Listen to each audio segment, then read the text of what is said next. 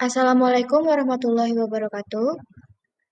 Kami dari kelompok 9 akan mempresentasikan hasil diskusi dari kelompok kami, yaitu asuhan keperawatan pada pasien asma.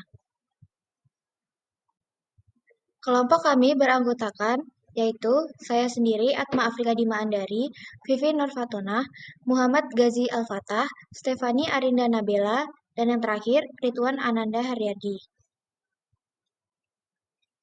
Langsung saja ke contoh kasusnya. Tuan Agus, berumur 38 tahun, datang dengan keluhan nafasnya sesak pada saat bangun tidur dan semakin meningkat ketika beraktivitas. Klien juga mengeluh batuk berdahak. Dari hasil pengkajian, klien mengeluh sulit bernafas, dada terasa sesak, dan batuk terus-menerus di malam hari dengan mengeluarkan lendir dan dahak. Klien juga mengeluh sesak nafas saat udara dingin. Klien juga mengeluh merasakan cepat lelah dan aktivitas fisiknya bertambah. Klien juga mengatakan mempunyai riwayat asma sejak kecil, dan klien mengatakan bahwa ada salah satu anggota keluarga yang memiliki riwayat asma, yaitu ibunya. Dari hasil pemeriksaan fisik, didapatkan hasil rongga dada simetris, taktil fremitus simetris antara kiri dan kanan, suara nafas klien terdengar bising, skutum klien berwarna putih kental. Pengkajian. Identitas klien. Nama Tuan Agus Widodo, umur 38 tahun, tinggi badan 168 cm, berat badan 62 kg. Alasan masuk atau keluhan utama. Klien masuk rumah sakit dengan keluhan nafasnya sesak pada saat bangun tidur dan semakin meningkat ketika beraktivitas serta batuk berdahak. Riwayat penyakit dahulu. Klien mengatakan mempunyai riwayat asma sejak kecil. Riwayat penyakit keluarga. Klien mengatakan bahwa ada salah satu anggota keluarganya yang memiliki riwayat penyakit asma, yaitu ibunya. Pemeriksaan fisik. Tingkat kesadaran pasien, kompos mentis. TTV. Tekanan darah 140/80 mmHg, denyut nadi 37 kali per menit, pernafasan 75 kali per menit, dan suhunya 37 derajat Celcius. Hasil pengkajian. Inspeksi rongga dada simetris dan sputum berwarna putih. Palpasi taktil fremitus simetris antara kiri dan kanan. Perkusi resonan kedua lapang paru. Auskultasi suara nafas terdengar wheezing. Selanjutnya analisis data. Berdasarkan dari uraian kasus diperoleh data subjektif dan data objektif. Data subjektif yaitu Tuan Agus dikeluhkan sesak nafas disertai batuk berdahak. Klien memiliki riwayat asma sejak kecil. Klien mengatakan ada salah satu anggota yang mengalami penyakit asma, yaitu ibunya. Data objektif, yaitu saat dikaji, klien tampak kesulitan bernafas, ada suara nafas tambahan wheezing, dan skutum klien berwarna putih kental. Klien juga mengeluh sesak nafas saat udara dingin. Diagnosa keperawatan. Yang pertama, bersihan jalan nafas tidak efektif berhubungan dengan hipersekresi jalan nafas ditandai dengan terdapat wheezing saat auskultasi. Yang kedua, intoleransi aktivitas berhubungan dengan ketidakseimbangan antara suplai dan kebutuhan oksigen dibuktikan dengan pasien mengeluh cepat lelah dan aktivitas fisiknya bertambah. Selanjutnya adalah intervensi keperawatan. Intervensi keperawatan yang dilakukan standar intervensi keperawatan Indonesia ada 4. Yang pertama adalah observasi. Observasi yang pertama, monitor frekuensi dan kedalaman nafas. Yang kedua, monitor tanda dan gejala hipoksia, gelisah, agitasi, penurunan kesadaran. Yang ketiga, monitor bunyi nafas tambahan, wheezing, mengi. Dan yang terakhir, monitor saturasi oksigen. Selanjutnya ada terapeutik. Yang pertama, berikan posisi semi flower 30-45 derajat. Yang kedua, pasang oksimetri nadi. Yang ketiga, lakukan penghisapan lendir. Yang keempat, berikan oksigen 6-15 liter via sungkup untuk mempertahankan SP02 lebih dari 90 derajat. Yang kelima, pasang jalur intravena untuk memberi obat dan hidrasi. Dan yang terakhir, ambil sampel darah untuk pemeriksaan hitung darah lengkap dan AGD. Intervensi yang ketiga yaitu edukasi. Anjurkan meminimalkan ansietas yang dapat meningkatkan kebutuhan oksigen. Yang kedua, anjurkan bernafas lambat dan dalam.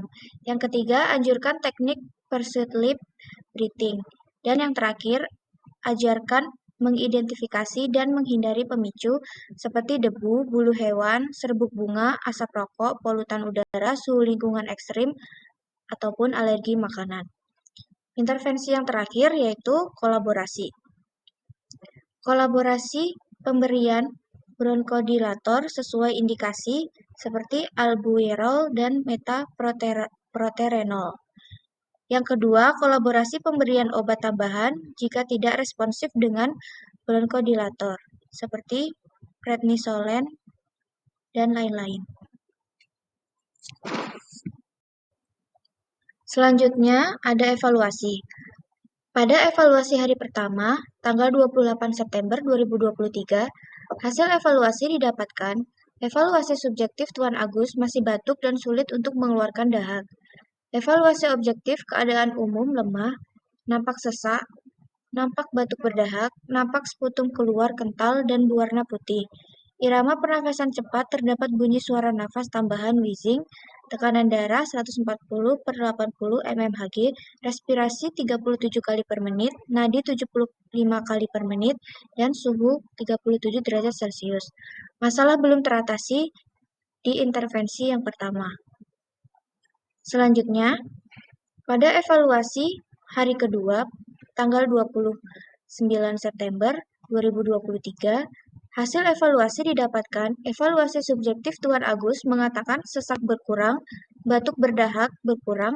Evaluasi objektif keadaan umum mulai membaik, nampak batuk berdahak, nampak tidak sesak, tekanan darah 120/70 mmHg, respirasi 20 kali per menit, nadi 80 kali per menit, suhu badan 36 derajat Celcius, terdapat bunyi suara napas tambahan wheezing, sputum berkurang dan berwarna putih, masalah teratasi sebagian dan intervensi dilanjutkan.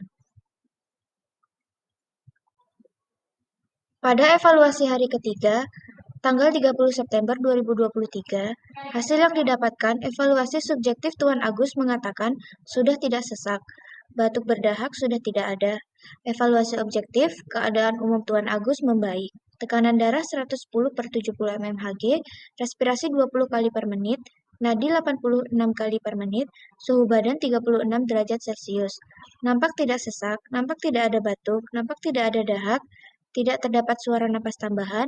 Disimpulkan, masalah bersihan jalan napas tidak efektif pada Tuan Agus teratasi. Intervensi dihentikan ditandai dengan kriteria hasil. Irama napas teratur, frekuensi pernafasan 18 kali per menit, dapat batuk secara efektif, sesak berkurang saat beraktivitas ringan.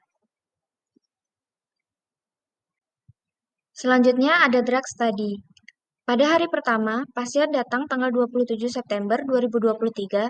Setelah dilakukan pekajian, yaitu pasien terkena asma, terdapat gejala-gejala pada pasien antara lain sulit bernafas, dada terasa sesak, dan batuk terus-menerus di malam hari dengan mengeluarkan lendir dan dahak. Klien juga mengeluh sesak nafas saat udara dingin, dan merasakan cepat lelah ketika aktivitas fisiknya bertambah.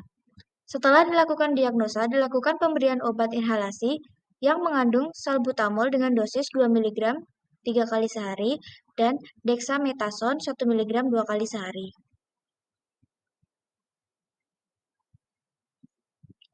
Pada hari pertama, tanggal 28 September 2023, hingga hari ketiga, tanggal 30 September 2023, pasien melakukan rawat inap dengan diberikan obat inhalasi yang mengandung salbutamol dengan dosis 2 mg 3 kali sehari, berturut-turut dan dexamethasone 1 mg 2 kali sehari. Tampak keadaan pasien sudah membaik dari hari pertama hingga hari ketiga. Selanjutnya, pada tanggal 30 September 2023, pasien sudah diperbolehkan untuk pulang, tetapi dengan syarat bahwa pasien tidak boleh melakukan aktivitas yang berat dan berlebih. Dan pasien juga dianjurkan untuk selalu membawa alat inhaler. Sekian presentasi dari kelompok 9. Jika ada salah kata, mohon dimaafkan. Dan akhir kata, kami ucapkan wassalamualaikum warahmatullahi wabarakatuh. Terima kasih.